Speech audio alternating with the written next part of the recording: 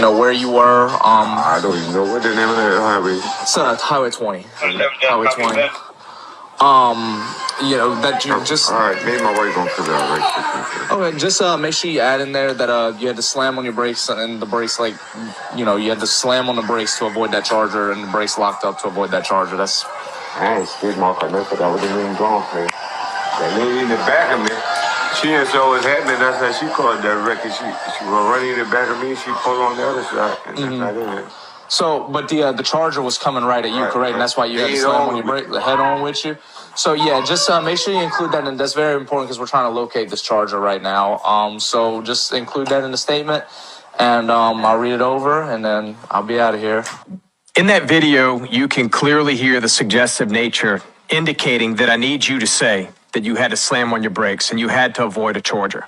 Okay, just make sure you add in there that you had to slam on your brakes and the brakes you had to slam on the brakes to avoid that charger and the brakes locked up to avoid that charger. That's. But then you hear Gold Truck, the witness who's the Gold Truck, what he says.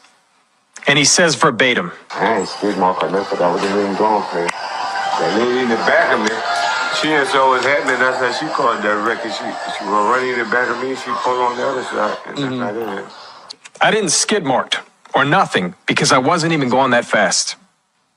That lady in the back of me, she didn't see what's happening. That's how she caused that wreck. She was going to run into the back of me, and she pulled into the other side.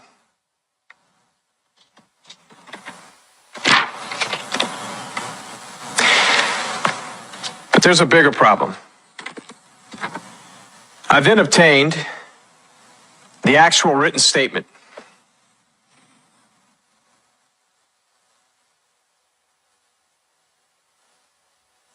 And this is from the Gold Truck. This is the Gold Truck. Now, after the statement we just went through, notice, I've obviously redacted names, addresses, and the cell phone number in fairness to the individual who is Gold Truck number one in oncoming traffic. See, the problem with that statement is it is in direct contravention to what was said minutes earlier. It's not written by him, and where it says signed, it's not signed. It's refused. But you see, when I have a witness who is the most critical, and he's telling you, I wasn't traveling fast. We know now that he wasn't. The data shows 2.99 seconds before that he was traveling 28 miles an hour. The data shows that. Now he corroborates that. And he goes on to say, I didn't even make a skid mark. That woman behind me, she caused that accident. And you give me this statement that is refused?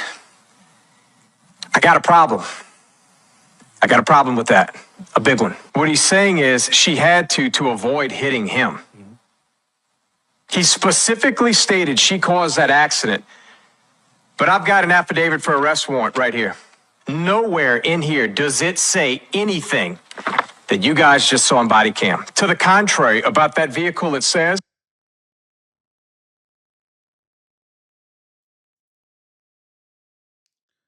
now, before I start this video, I'd like to thank Jolly HTK Sports for this story. Now, the person that you just hear from is a black man's attorney, and the black man who basically was, accused of getting involved in a car accident. His name was Kyren Lacy. Now, the story, it's just really a sad story. Okay, so let's start from the begin with. Now, Kyren Lacy, for those of you who don't know who he is, he was a former LSU football player. He was basically a wide receiver. He has a brighter future ahead of him. He was an NFL draft prospect, could be the top 10 or the top 15 in the NFL draft, one of the best wide receivers in this draft. And then we've been hearing that a lot of teams don't want to draft him because of the off-the-field issues. Now, we found out because of this. Now, they claim that this brother, Kyren Lacy, was involved in a car accident that claimed the life of a 70-year-old Marine, right? But it turns out that wasn't true. That Kyren Lacy was innocent. And, basically you have a police officer who tell the witness, well, say this and say that. All on the body cam video. Proving that Kyren is innocent. Kyren was 72, 72 cars behind where the accident took place. But yet they tell the world, oh, Kyren did it. Kyren Lacy caused this accident. But then it turns out it was a female that caused that accident. And a witness even said it was a female caused that accident. But the police officer said, well, no, say this, and this. Say that we try to blah, blah, blah, blah, blah. Try to contradict what the witness is saying. Now, unfortunately, Kyren Lacy, because of all the pressure, because of all of the lies they told about this man, because all the people hating on him say that, oh, he's a thug, he's this, he's no longer with us. He was self-deleted. And so a lot of people want to ask, well, what about the police? What do Louisiana State Police going to do with the officer that lied? Not a damn thing. It's like nothing ever happens with police officers. But the black female, I don't even know if nothing happens to her either. But in my opinion, that black woman should have been charged with vehicular homicide, not Kyren Lacy, because Kyren Lacy was not even near the accident. So they found that the new evidence, according to Kyren's lawyer, have new evidence, video witnesses, body cam footage of the officer even told the witness to say this, and this. Tried to blame Kyren, not the woman.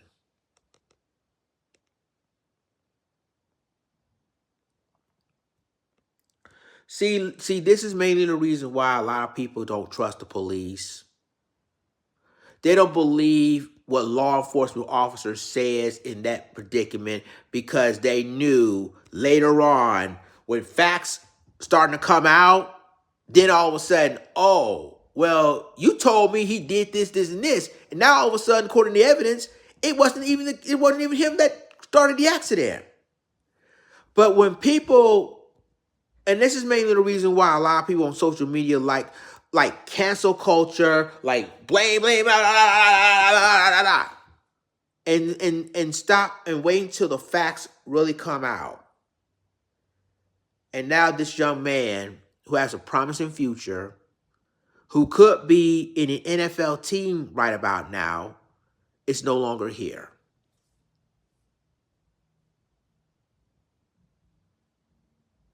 It's sort of like his word against the white officer's word, right? Because what he says is law. What he says is true. But in reality, that officer lied. The black girl who really involved in the car accident lied too. Both of them lied.